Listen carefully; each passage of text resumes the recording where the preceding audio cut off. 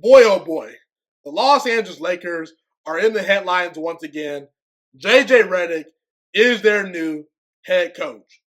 Now, if you don't know who JJ Redick is, he spent 15 years in the NBA playing as a basketball player. That's over 900 regular season games, and if you count the playoffs, that's probably close to about a thousand career NBA basketball games that JJ Redick has played between the regular season and the postseason. He was on an NBA Finals team that nearly won a championship, back when he was in Orlando. He played basketball at Duke, one of the best programs in the country. He has a great relationship with the great Coach K. He's kind of dived a little bit into the podcasting world of recent. LeBron James, started a podcast with him. Now, obviously, with JJ Redick being the head coach, probably not going to be much of a podcaster. He's going to be committed to coaching the Lakers and, specifically LeBron James.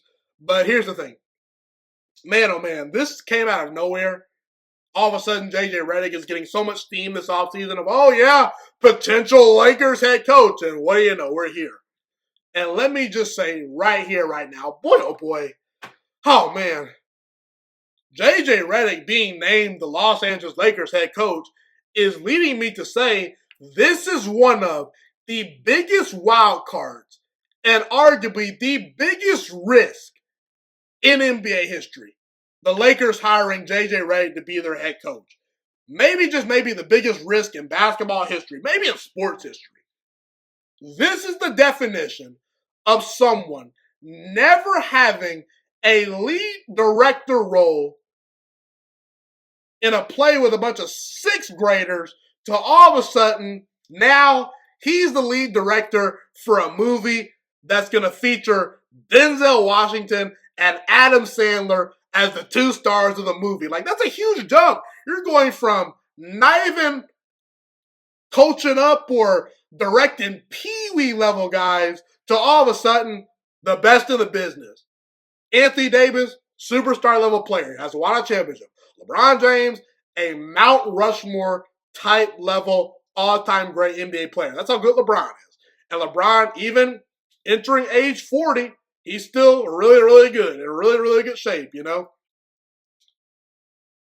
Imagine a chef not having gone through culinary school, not 1 second of it, and all of a sudden, out of nowhere, he's landed a job with Gordon Ramsay. He's working alongside Gordon Ramsay. Never been to culinary school? What are you talking about here? And the thing is, for JJ Redick, he's going to be expected to perform. A lot of people don't understand in Hollywood, in television, any big business that you're working with, they expect you to perform at a high level. There's no mercy, okay, being the Los Angeles Lakers head coach. Because here's the thing about Lakers fans. They don't care what you have done in the past. They only care about what you're doing for their current team. Look at a guy like Russell Westbrook, former league MVP, had been to an NBA Finals a long time ago with Kevin Durant, had a lot of success, was potentially a top 5 player in the game when he was at his best in his prime. And Lakers fans didn't care for him too much. We don't want to know why? Because Russell Westbrook didn't perform with the light shine the brightest. And let me just be the first to say, right here, right now, and to be fair to JJ Redick, I think experience is wildly overrated. Because if a certain individual is just flat out better than everyone else and just more skilled and more talented, he probably should be landing the job. I don't care if he's 25 years old or 40 years old. Give me the best available employee. Now, experience does hold some weight, but if you're not talented enough for the job, I don't care if you worked 40 years. I don't care if you clocked in 50 years of work. If you're not good enough, I don't need you on my roster. I don't need you on my staff. There's a certain threshold we have to meet here. So maybe JJ Redick is an exception. Maybe he is just so talented that it's not going to matter about his lack of experience being a basketball head coach. But I have to ask the question, what moment did the Lakers look at JJ Redick as, yeah, he's the number one guy? Because apparently the first guy that they really targeted was Dan Hurley. And Dan Hurley turned down the job. And that says a lot, okay? He turned down an opportunity to coach LeBron James and Anthony Davis.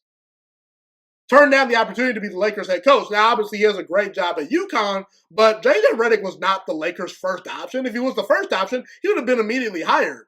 But I just have to ask the question, what was the moment? The Lakers said, yeah, JJ Redick has to be the guy. I don't know what that moment was. And I'm very curious what the Lakers are thinking right here. Now, I'm not saying JJ Redick is going to fail.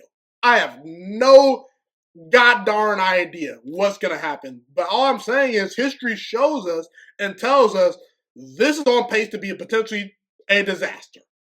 It's on pace to potentially be a disaster. Because where are we starting from? What's JJ Redick's starting point? He doesn't have one. All of a sudden, he goes from hosting a podcast with LeBron to coaching LeBron James? Now, LeBron, let me ask you a question. That's kind of rhetorical, you know? Just because you host a podcast with someone, does that automatically mean you want them to be your head coach? I'm just curious because it's almost like, oh yeah, I have a podcast buddy, but oh yeah, I'm going to work beside him at my job. He's going to be my CEO. I don't know. This JJ is walking on ice right here, you know, but I will say this.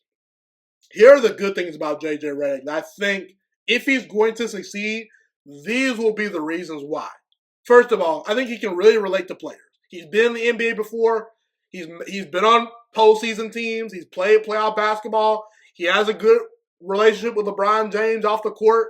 I think JJ is the type of guy that can relate to young players in the NBA and even veteran players. I think that they will respect him, you know, at least just from a human being standpoint. He seems like a really good guy.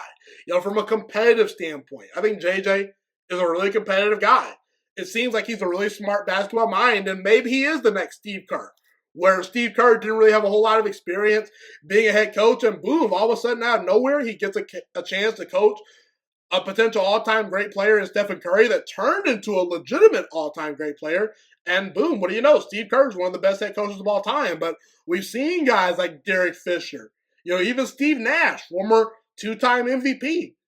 Didn't really work out for those guys, and not a lot of coaching experience, but you thought, oh yeah, basketball background, played in the NBA, could really relate to veteran players, you know, maybe it's going to work, and it really didn't.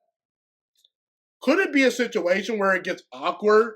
Because if players recognize that an assistant head coach has more experience and more gravity towards him compared to JJ Redick, are they going to start tuning JJ Redick out and going to the assistant? I'm not so sure, you know. What's JJ Redick's scouting looking like, you know?